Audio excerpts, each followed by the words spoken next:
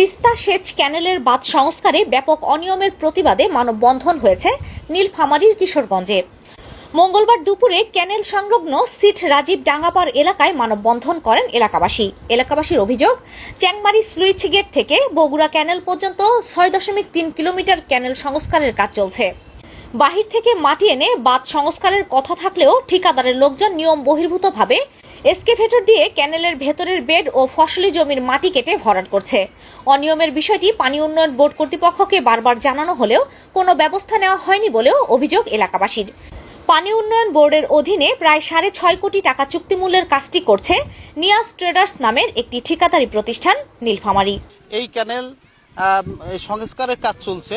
তো এই সংস্কারের কাজের মধ্যে যে অনিয়মটা হচ্ছে, এখানে মূলত বাঁধের যে অ্যাকোয়ার্ডের মাটি, সেই অ্যাকোয়ার্ডের মাটি বাঁধের মাটি কেটে বাঁধে দেওয়া হচ্ছে। আমরা কিছুই চাই না, আমরা চাই এটার শিডিউল অনুযায়ী সঠিক কাজটা হোক। অ্যাকোয়ার্ডের থেকে যে এই যে দুর্নীতি করে তারা কাজ করতেছে, এটা আমরা বন্ধ চাই। এটা নিয়ম, সেই নিয়ম অনুযায়ী যেন ক্যানেল সংস্কার করা হয়।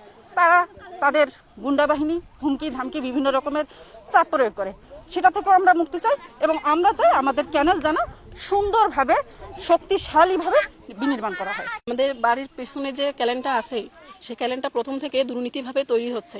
আমরা বাধা দিতে গিয়েছিলাম, কিন্তু আমাদের কথা মানি নাই। আমাদেরকে বলা হয়েছিল যে পুলিশকে নিয়ে যাবে, মারামারি ডাঙ্গাডাঙ্গি মানে বিভিন্নভাবে হুমকি দিয়ে আমাদেরকে থামিয়ে দেওয়া হয়েছে।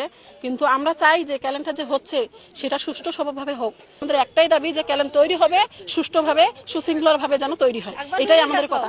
আদিক দেওয়ান, CN বাংলা নিউজ ডেস্ক।